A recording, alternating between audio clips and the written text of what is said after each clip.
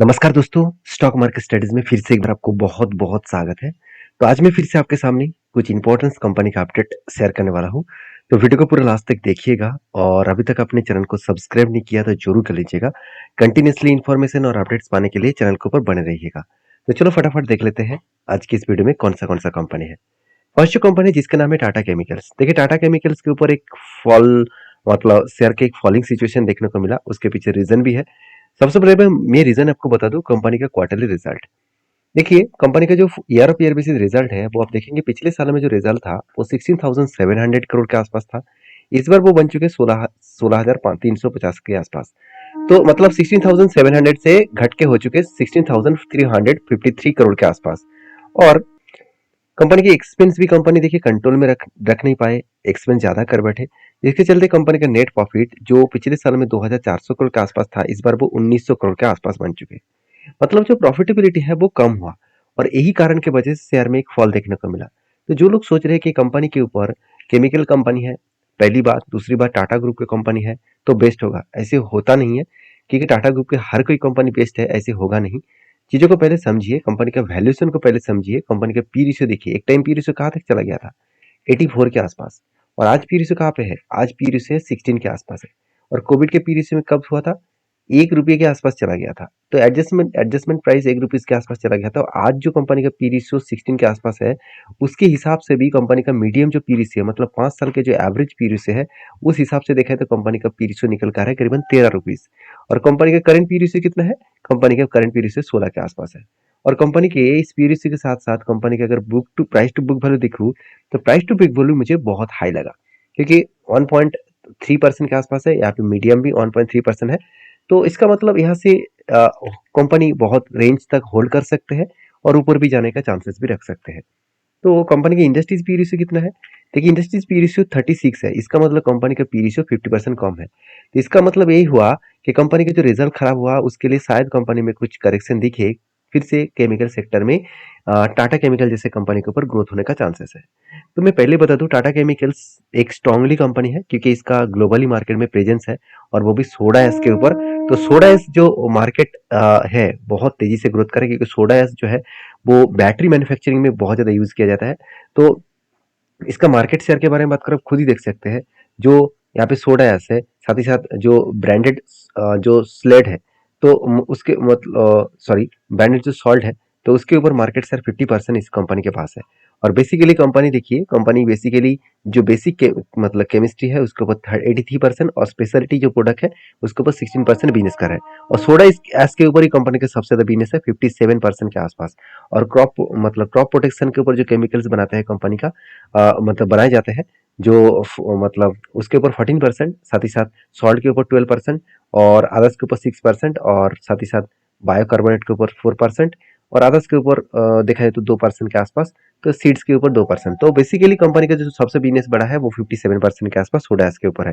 और soda S company sir India में नहीं ऑल ओवर वर्ल्ड में बेस्ट है। तो एक पॉजिटिव पॉइंट्स कंपनी के ऊपर यहाँ पे मिल ही जाते हैं।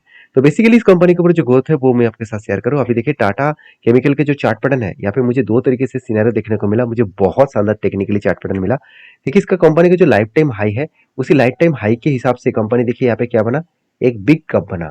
और उसके बाद देखिए मैं इंतजार करूँ एक शोल्डर बनने का, सॉरी एक हैंडल बनने का।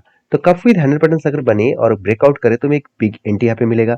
दूसरी पॉइंट यहाँ पे देखिए कंपनी नीचे लेवल से टॉप लेवल तक देखूं तो कंपनी के ऊपर कंटिन्यूसली क्या बना, बाइंग कैंडल बना। तो जब भी इस तरीके से कोई बाइंग कैंडल बनते हैं और वो भी 200 डेज ईएमए से नीचे से स्टार्ट होता है, तो उस लेवल को मार्किंग करना, टॉप से ग्राउंड लेवल तक मार्किंग करना। तो मार्किंग अगर 20% के ऊपर है तो ऑब्वियसली उसके ऊपर मैं किस तरीके से काम करता हूँ, जब भी इस रेंज को नीचे टच करे, जो लेवल नीचे आकर टच करे तब मैं एंट्री लूंगा। और मेरा टारगेट रहेगा हायर लेवल तक, जो इसका बाइंग मतलब ग्रीन कैंडल का लास्ट हाई हुआ था, तो उस लेवल तक मेरा टारगेट रहेगा। तो टारगेट निकल कर आ रहा है कितना, 42%। तो बेस्ट तरीके से यहाँ पे एंट्री और टारगेट मिल सकता है। तो मुझे दो तरीके से यहाँ पे एंट्री मिल सकता है। तो पहले एंट्री तो मिलने दीजिए, उसके बाद टारगेट। फिलहाल के लिए मेरा जो एंट्री इस कंपनी के ऊपर अभी फेस एंट्री नहीं है। मैं आपको पहले ही बता चुका हूँ, जब तक मैं कोई भी पैटर्न कंप्लीट ना हो तब तक मैं कोई भी एंट्री नहीं लेता हूँ। मैं हमेशा रिस्क को फॉलो करके, रिस्क रिवार्ड को फॉलो करके काम करता हूँ। तो आप किस तरीके से काम करते हैं जरूर कमेंट्स करना। और टाटा केमिकल्स के ऊपर आपकी हिस्सेदारी है, कौन सा लेवल में है, कितने प्राइस में है, ज़रूर मुझे कमेंट्स करके शेयर कर सकते हैं। तो नेक्स्ट जो कंपनी है उसका नाम है Fineotex chemicals limited. One of my favourite company है। क्यों मैं इस कंपनी के ऊपर पॉजिटिव हूँ, सबसे पहले वो बता दूं। देखिए फिनोटेक्स केमिकल लिमिटेड जो एफसीएल नाम से जाना जाता है, इस कंपनी के ऊपर एज ए मैं इन्वेस्टर भी हूँ। और जब जब इस कंपनी के ऊपर ट्रेडिंग मिला, मतलब स्विंग बेसिस में ट्रेड मिला, तब तो मैंने काम भी किया, ट्रेड भी किया। और मार्केट कैप के वाइज कंपनी के ऊपर जो मार्केट कैप है 4,000 करोड़ के आसपास है। कंपनी का पी रेशियो 36 के आसपास है और कंपनी का आरओसी आर बेस्ट तरीके से आपको देखने को मिलेगा। और एक चीज को मैं नोटिस करा दूं आपको, कंपनी के पास 1 रुपया भी कर्जा नहीं है। सिर्फ 1 करोड़ का कर्जा है। देखिए 4,000 करोड़ का कंपनी और 1 करोड़ का कर्जा, क्या आपको कर्जा लग रहा है? बिल्कुल नहीं। क्योंकि एक एक चीजों को आप सोचिए, आपके जेब में अगर मान के चले 4,000 रुपीज है और 4,000 में आपके जेब से 1 रुपया अगर गिर गए, तो क्या आपको टेंशन लगेगा? बिल्कुल नहीं ना। तो उसी तरीके से तो जो कर्जा है उसमें कंपनी को कोई भी टेंशन ही नहीं है, क्योंकि वो इजीली खुद के जेब से प्रोमोटर खुद के जो सैलरीज है, जो इसका एम्प्लॉय का जो सैलरीज है, शायद उसका एम्प्लॉय सैलरी से ही वो मिटा सकते हैं। इस तरीके से कर्जा लेकर रखा है। तो एक एग्जांपल मैंने दिया, तो उसका सैलरी इतना है कि नहीं वो तो मैं आपको बता नहीं सकता। तो देखिए कंपनी का जो क्वार्टरली रिजल्ट है, इस बार कंपनी का क्वार्टरली रिजल्ट भी अच्छा खासा आने का चांसेस है। ये भी बताया जा रहा है क्योंकि कंपनी का जो प्रॉफिट एंड लॉस है वो देखेंगे तो पिछले साल में 517 करोड़ के आसपास सेल्स था, इस बार वो 554 करोड़ के आसपास सेल्स किया। एक्सपेंस को भी कंपनी कंट्रोल में रखे, जिस बेसिस में कंपनी का नेट प्रॉफिट 90 करोड़ से 117 करोड़ तक पहुंच चुके हैं। मतलब बेस्ट तरीके से यहाँ पे कंपनी का प्रॉफिट ग्रोथ यहाँ पे देखने को चांसेस है। और फर्स्ट टाइम कंपनी 3 डिजिट का मतलब क्रॉस ओवर कर चुके हैं और फर्स्ट टाइम कंपनी 3 डिजिट तक पहुंचने वाले हैं। तो इस हिसाब से अगर आगे बढ़े तो कंपनी को कोई रोक नहीं सकता, क्योंकि कंपनी का जो प्रोडक्ट है उस प्रोडक्ट के बारे में पहले सोचिए। कंपनी ऐसे वैसे कोई प्रोडक्ट के ऊपर काम नहीं कर रहा है। कंपनी ऑल ओवर इंडिया में 76% बिजनेस और वर्ल्ड में 24%। और कंपनी का जो बेसिकली जो बिजनेस है वो टेक्सटाइल केमिकल्स के ऊपर ही काम करते हैं। मतलब टेक्सटाइल केमिकल ही कंपनी बनाता है। तो टेक्सटाइल इंडस्ट्रीज कितना इंडिया में ग्रोथ हो रहा है और टेक्सटाइल इंडस्ट्रीज का कितना ग्रोथ है और अपकमिंग टाइम्स में और भी ज्यादा ग्रोथ बढ़ेंगे, क्योंकि किसी भी कंट्रीज के अगर पर कैपिटल इनकम बढ़ जाता है तो व्यक्ति के हर व्यक्ति के पास अगर पैसा आना लग जाता है तो वो हमेशा खुद के ड्रेसेस के ऊपर, ज्वेलरीज के ऊपर, लग्जरी प्रोडक्ट्स के ऊपर ध्यान देते हैं। तो ड्रेसेस ज्यादा खरीदारी किया जाएगा तो टेक्सटाइल इंडस्ट्रीज का ग्रोथ होगा। तो इस कंपनी के ऊपर एक चीज को मैं यहाँ पे भी दिखा दूं तो और भी आपको क्लियर कट विजन मिल जाएगा कि कंपनीज के ऊपर अगर देखा जाए तो कंपनी का देखिए केमिकल जो है वो टेक्सटाइल के ऊपर है। स्पेशलिटी केमिकल भी है, कंपनी मैन्युफैक्चरिंग भी करते हैं और वो भी स्पेशलिटी केमिकल टेक्सटाइल जो कंस्ट्रक्शन है। क्योंकि देखिए, हाँ अभी तो आप सभी जानते हैं बेंगलुरु में और बहुत सारे साउथ सिटी में, साउथ जगह पे आपको वाटर खाने मतलब पीने का पानी नहीं मिला है। तो उस जगह पे आपको मतलब वाटर को फिल्टरिंग करके पीने का लायक बनाया जाता है, तो उसके लिए केमिकल्स यूज किया जाता है। साथ ही साथ देखिए फर्टिलाइजर भी बहुत तेजी से ग्रोथ करने वाला है, क्योंकि फर्टिलाइजर के बिना कोई भी एग्रीकल्चर नहीं होगा। तो एग्रीकल्चर नहीं होगा तो इंडिया में आज सबसे वर्ल्ड के सबसे ज्यादा बड़े कंट्रीज होने के कारण, मतलब पॉपुलेशन के हिसाब से, तो उसके सबसे ज्यादा डिमांड मतलब इस तरीके से एग्रीकल्चर प्रोडक्ट के ऊपर होगा, तो जिसके लिए फर्टिलाइजर के भी डिमांड बढ़ेंगे। साथ ही साथ पेंट इंडस्ट्रीज का भी ग्रोथ होने वाला है, तो पेंट का भी डिमांड बढ़ेंगे, लेदर के भी डिमांड बढ़ेंगे। तो देखा जाए तो कंपनी एक बेस्ट कंपनी है मुझे लगता है।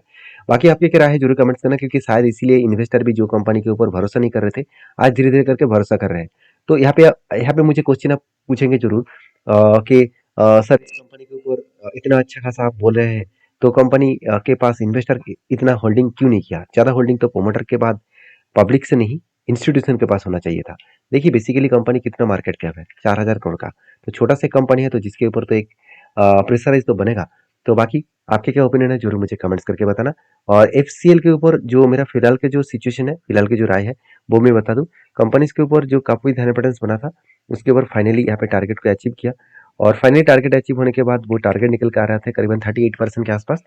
और टारगेट होने के बाद कंपनी देखिए थोड़ा सा यहाँ पे रिटेस्टमेंट करने के आ रहा है, नीचे आने की कोशिश करें। अगर नीचे आए और इस लेवल को टच करे तो फिर से इस 200 लेवल इसका सपोर्ट बनेगा। सपोर्ट बनने के बाद वो बाउंस बैक कर सकते हैं। तो अभी फिलहाल के लिए कोई भी ट्रेड फ्रेश एंट्री मुझे नहीं मिला। तो जब फ्रेश एंट्री मिलेगा तो मैं आपके साथ जरूर शेयर करूंगा।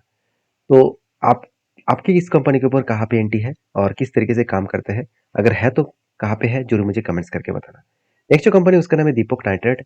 One of my favourite company है। मैं फेवरेट इसीलिए बोलता हूँ क्योंकि कंपनी का मैनेजमेंट के ऊपर मुझे बहुत ज्यादा भरोसा है। क्योंकि इसका मैनेजमेंट बहुत स्ट्रांग, इसलिए मैं बोलता हूँ क्योंकि कंपनी के ऊपर एक चीज को नोटिस करना, क्योंकि इस कंपनी के ऊपर एक अपडेट में आपको बता दूं। जो सोडियम जो नाइट्रेट प्रोडक्ट है, सोडियम जो नाइट्रेट है, सोडियम नाइट्रेट प्रोडक्ट के ऊपर कंपनी का सबसे ज्यादा मार्केट मोनोपोली बिजनेस इसी के पास है। अगर आप खुद ही आप देख सकते हैं, यहाँ पे देख सकते हैं सोडियम जो नाइट्रेट प्रोडक्ट है उसमें 75% मार्केट के इसी के पास है। तो मार्केट शेयर कंपनी के पास सबसे ज़्यादा होने के कारण कंपनी की एक पॉजिटिव थिंकिंग जरूर है। दूसरी बात, सोडियम नाइट्रेट के ऊपर बहुत ज़्यादा डिमांड भी है मार्केट में, और उसी के चलते ये देखिए आज क्वार्टर्स के रिजल्ट में कंपनी के लगातार कंपनी का सेल्स बढ़ते चले जा रहे हैं।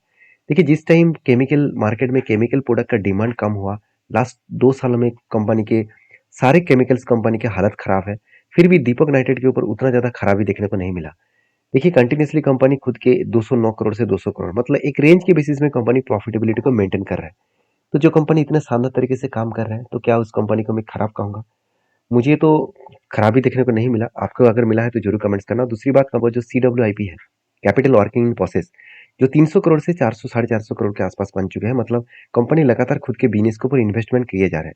तो जो कंपनी के ऊपर इतने ज्यादा इन्वेस्टमेंट कंटिन्यूसली किए जा रहे हैं, तो उस कंपनी का ग्रोथ होने का चांसेस जरूर बढ़ेगा। तो एज ए इन्वेस्टर, प्रोमोटर से लेकर FIDS पब्लिक कोई भी माल बेचने के लिए तैयार नहीं है। और दीपक नाइट्रेट के ऊपर मैं एक ही बात कहूंगा कि जिसके इस कंपनी के ऊपर मेरा जो एंट्री है वो कुछ इस तरीके से है। पहले एक कप बना, उसके बाद एक हेड शोल्डर बना, और फाइनली ब्रेकआउट होने के बाद कंपनी धीरे धीरे करके ऊपर जाने का कोशिश कर रहे हैं। अगर ऊपर गए तो कहाँ तक जा सकते हैं? इस लेवल तक जा सकते हैं जो 2800 के आसपास है। तो इस लेवल तक जाएगा तो इजीली वो टारगेट को 23% के आसपास टारगेट मिलने का चांसेस है। तो मैं पहले ही बोल चुका हूँ, जिस कंपनी का प्रीवियस हाई है, इस लेवल को जरूर याद रखिएगा। ये लेवल कंपनी के लिए स्ट्रांगली लेवल है, स्ट्रांगली रेजिस्टेंस है, क्योंकि इसी लेवल से कंपनी का करेक्शन हुआ था, तो वहां से फिर से रिटेस्ट कर रहा है, मतलब इस लेवल को ब्रेक करने में कंपनी को थोड़ा सा यहाँ पे टाइम लग सकता है। तो अगर इसको ब्रेक करे तो इजिली वो टारगेट को अचीव कर सकते हैं। तो बाकी आपकी क्या राय है जरूर कमेंट्स करके बताना। और नेक्स्ट जो कंपनी उसके बारे में बात करूँ, उसका नाम है एल्कॉन इंजीनियरिंग कंपनीज। तो फाइनली इस कंपनी के ऊपर जो फेस वैल्यू ₹2 है, इसको कंपनी स्प्लिट के हिसाब से देने वाला है। अगर कंपनी के मैं कॉर्पोरेट एक्शन में चले जाऊँ तो बोनस एंड स्प्लिट के बारे में बात करूँ तो देखिए पहले कंपनी 2006 में स्प्लिट दिया था, और बोनस भी कंपनी 2007 में दिया था। तो कंपनी इस बार फिर से स्प्लिट एंड बोनस एक साथ अनाउंसमेंट करने वाला है, इस तरीके से कुछ अपडेट न्यूज के माध्यम से पता चला है। तो प्लीज इस कंपनी के ऊपर काम करने से पहले, सर यही कंपनी सारे कंपनीज के ऊपर काम करने से पहले एक बार रिसर्च करना, खुद के ओपिनियन के हिसाब से काम करना, क्योंकि मैं कोई सेबी रजिस्टर्ड पर्सन नहीं हूँ कि मैं आपको बाय सेल का रिकमेंड करूँ। तो प्लीज काम करने से पहले सारी चीजों को वेरीफाई करके ही काम करना। तो मिलते हैं नेक्स्ट वीडियो में, तब तक के लिए धन्यवाद।